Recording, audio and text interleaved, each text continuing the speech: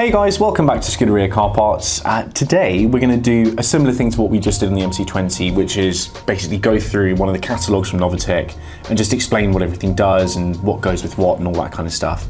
And the car we're going to go over today is, as you've seen by the title, the 812, which is really one of our, in fact not one of our, it is our most popular car. We sell so much stuff for this. It's one of my favourite cars on the road, and it kind of made sense to me that we'd talk about the exhaust, the wheels, the suspension, the carbon, and what does what and what you need, etc, etc. And kind of slightly differently, what we're going to do this time is we're actually going to start by looking at the original exhaust that's on the car, because depending on what year your car is, there are actually some differences you need to be aware about, and we need to treat the cars completely differently. So first of all, we'll have a look at the rear section. So this is the parts diagram from our website. If we look at the back section, this view here that we're talking about is exactly the same for every single 812 and actually F12 that has ever left the Ferrari factory. They are all identical regardless of year. You get a set of two silencers which have the pneumatic valve, which is this guy right here, and then those feed into some connecting pipes which go further upstream. And then this is where the differences come. So if we have a look at the kind of manifold to center pipe section, this is where the variances are. So what we're looking at right now is the exhaust diagram from an 812, which was built between 2017, which I think was when the car was first kind of built, up until the beginning of 2020. So all cars up to 2020 will look exactly like this. They will have a set of manifolds which feed into a main catalytic converter, which is usually 800 cell, and then they will feed into what's called a central extension. And that's where we put the X pipe. We'll get to that in a minute. So up until 2020, this is what all the cars were like, and F12 as well. The difference comes after 2020. So if you have a Superfast, which was built in 2020 or afterwards, or in fact any GTS ever built, they have an additional filter which is not shown in this diagram called the GPF, which is the gasoline particulate filter, which is this new ceramic filter which has been mandated to meet various emissions regulations. I mean, what are we on, Euro 7 or something now? The long and short of it is it makes the car sound absolutely abysmal. You know, a lot of people are complaining about the F8. GPF is exactly why. And actually, if you get a 2018 Superfast and then a 2021 Superfast and you put them next to each other, they sound completely different because they are wildly different by virtue of this filter. So now that we kind of understand exactly what the standard car is like, we can then start talking about the Novitec products and what they do. So first things first, Novitec offers two versions of the silencer. One has valves, one doesn't.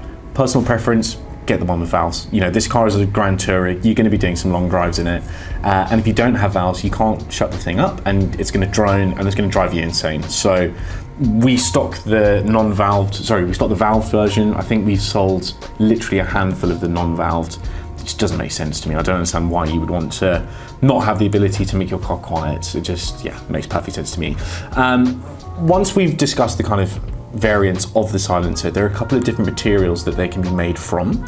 So the first one, if it loads up, which it isn't doing, but the first one is steel. So steel's our go-to. It's kind of what we always sell. It's great. It's relatively inexpensive when compared to Inconel, which commands a premium over steel. And yeah, it's kind of the go-to really. That's what we'd always recommend. If you are somebody that is more interested in weight savings and heat management, then Inconel's really good. So Inconel is a nickel chromium alloy, which is super heat resistant, really strong, and it allegedly has some resonant properties that steel doesn't, which ends up with a much higher exhaust note, which is kind of the name of the game here, right? We're aiming to do a kind of Alain Prost early 2000s F1 car sound, that proper like howl. And so that's a really good way to contribute towards that.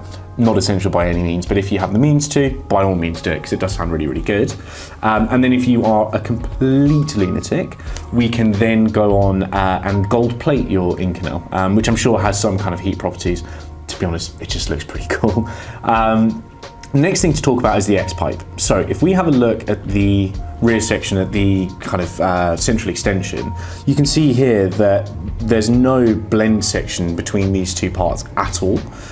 They do not cross over, and so the left and the right banks of the exhaust are kept completely separate from one another all the way out the back of the car. What this X-pipe does is, you can see in the middle just down there, there's a blend section which basically allows the left and right banks to collide with one another.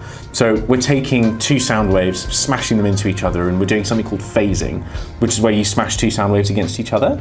And if you kind of lay the waves on top of one another, certain frequencies will be cancelled out, other frequencies will be boosted, and essentially what it does is it just accentuates the higher pitch of the exhaust. Now, every now and then I'll get someone calling going, oh, I'm just interested in the X-pipe. The honest answer is, it's just not the way to go. And don't take my word for it. There's actually a whole thread on Ferrari chat discussing exactly this, where these are guys who own the cars, have gone out, and they don't have skin in the game. They're just talking about their experience with doing exactly that. And they reported back that it kind of makes it seem a lot quieter, so we wouldn't recommend it. We'd always pair it with the silencers. So if your car does not have the GPF, i.e. it's 2019 or before, that's all you need. Back boxes, X-pipe, and the remote, and you're happy as Larry. It sounds amazing, and that's 95% of what we've done. If you want to go slightly further with your pre-GPF car, or you have a GPF car, in which case this is absolutely non-negotiable, we can then offer Sport Cats or D-Cats. Now, to settle that debate very quickly, D-Cat versus Sport Cat, D-Cat is not road legal anywhere. So instantly, that's just a huge red flag. And then more to the point, it makes the car completely unlivable. When I say loud, it doesn't even come close. I'm talking car alarms going off, kind of, children jumping out of their pushchairs with fright. Like, it's just horrific. You can't live with it. So unless you live in, the middle of nowhere, it's just not a sustainable thing to put on your car. You're gonna absolutely hate it. No matter how bad you think you are, I'm sure you'll hate it. And the Sport Cats are the perfect balance, where you're unlocking a lot more of the kind of snarl of the V12 without pushing it completely overboard. Don't get me wrong, the cold start's fruity. You can definitely say that. But at the end of the day, it's not a Mondeo, it's a 6.5 litre V12 Ferrari. It's gonna be a little bit loud. And what this does is it just adds back in all the pops and bangs and cracks on the downshift. It's like really, really dramatic and just works really, really well. Now, I mentioned earlier that this is non-negotiable for the GPF cars. Straight up, just don't bother. If you're not gonna do Sport Cats, leave the car alone. It does not make a difference. If that GPF is still in the car and you put on an X-pipe and a rear silencer and a remote, you won't notice the difference. That GPF just kills the exhaust note even before it gets to that stuff. So it doesn't do anything. Novitec offers two versions of these Sport Cats. One's for cars that don't have the GPF, in which case you just bang in the lambda sensors, happy days. Or there are also some additional pressure sensors for the GPF, which also need to be added in. Novitec do those too. So it doesn't matter what year your car is, we've got Sport Cats that fit. Next is the Tektronic. Now this is a really, really clever little unit that you plug into the OBD port, and it turns off the warning lights. So if your car is 19 or before, this will only turn off CAT warning lights, so CAT inefficiency, which you'll get from either D-Cats or Sport Cats. And if your car is a GPF car, it will cancel the GPF warnings as well as the CAT warnings, which is brilliant. So the reason this is so clever, and it truly is a really, really amazing product, is you can install all of this stuff onto your car. You don't have to remap it. There's no cutting, there's no welding, there's nothing permanent. It's all plug and play. So when it comes time to sell, you just pop on all of your original stuff and the car is bone stock exactly as it was when it left the factory. So that's really, really good. And then the final thing is the Switchtronic remote section. Basically, the cars open and close the valves as standard anyway, very simply put, based on the amount of throttle that you're putting into the car. So if you absolutely boot it, valves will open. That continues to happen with the new silencers. But what this gives you is the ability to just click the button, and then the valves are manually overridden and they just stay open the entire time. So yeah, that was a lot of information to digest. If you need me to clarify anything, put it in the comments. But I think we'll now go over and talk about the wheels and the suspension.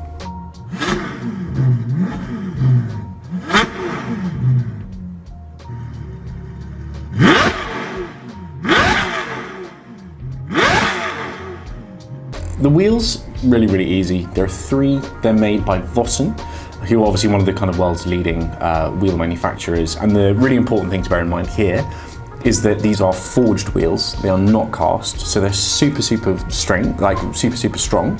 And then they're also very, very lightweight as well. So that's brilliant. You know, these are a true wheel fitting of nigh on 800 odd horsepower car. I mean, it's silly how powerful the A12 is, and these wheels can more than handle that. In terms of the three designs, you'll see that they're actually relatively similar, but there are some kind of subtle differences between them. So the NF8 is a 10-spoke wheel, which is directional. So you'll see that some of the spokes here are kind of canted off to one side. And each of the wheels is different, and they all roll in the same direction. If you're a fan of that look, then they're brilliant. The only thing to bear in mind here is that they are only available with the normal 5-bolt fixings, which we'll talk about in a minute when we get to the NF10. The NF9 and the NF10 are actually identical, so they're very similar to the 8, but they're perfectly symmetrical. 10 spokes, beautiful wheel, very, very lightweight, as I said. Personally, for me, the one to have is the 10. They're exactly the same, as I said, but they come with this really cool little star-shaped cover. So what happens is when you fit the wheel, you put it on, you do all the bolts up, and then you basically get this star-shaped cover that just slots over the lugs, and you tighten that central thing on, and it makes the wheel look like it's center lock. So you get all of the benefits of the look of really aggressive center lock wheel without any of the hassle of having to carry around like a 7-foot torque wrench to get the wheels off if you break down at the side of the road, like you might have to with a Porsche Turbo or GT product or something like that. In terms of the suspension stuff, again, it's all relatively simple. We offer the springs in 2 different variations. The first of which is just the springs on their own. So these are made by KW, who are the world's leading expert in suspension. So you know that they're very high quality. We get nothing but positive feedback. They're a brilliant, brilliant product, and we stand by it completely. And they're actually relatively inexpensive in the grand scheme of things. So if you want to do something kind of subtle and a bit gentle to your car, this is the way to go. The other way that we can supply the springs is if your car does not have front lift as standard, we can supply these lowering springs, but it also comes with a hydraulic front lift system, which is brilliant. So the front lift raises the car by 40 mil, and usually these springs drop the car by, say, 15 or 20 mil. So even if the car is lower, if your car did not have lift to start with, once it's up, you're gaining 20-25 millimeters of clearance depending on how hard we've lowered your car. We can put the car on the floor, we could absolutely slam it, and we have done for some customers, but as I said in the MC20, you just completely ruin all of the rebound characteristics of the spring, and it's super, super harsh, and quite frankly, just not particularly conducive to hard driving because you haven't got any compliance at all. Important to note here, if you're lowering the car on standard wheels, the standard wheels are very inboard of the wheel arches, so when we lower the car, it really accentuates how far in the wheels actually are. And to combat that, we would always supply the springs with spacers. So we'd usually do 10 mil at the front, 15 mil at the rear. If you're lowering on aftermarket wheels, typically the offset will be slightly wider, so that job is done already and you don't need the spacers. But yeah, as I said, if you're lowering on the standard wheels, spacers are super, super crucial. The other thing that they offer are wheel bolts. So these are titanium, and they're actually, funnily enough, made by the same supplier that makes the original ones for Ferrari. So massively high quality, really, really lightweight, looks really nice. So yeah, that's a really, really good addition if you want, to go completely full bore on the car. In terms of the aerodynamic stuff, look, I mean, you don't need me to walk you through what all this stuff does. If you like the way that it looks, then you'll want it on your car. If you don't, then you won't.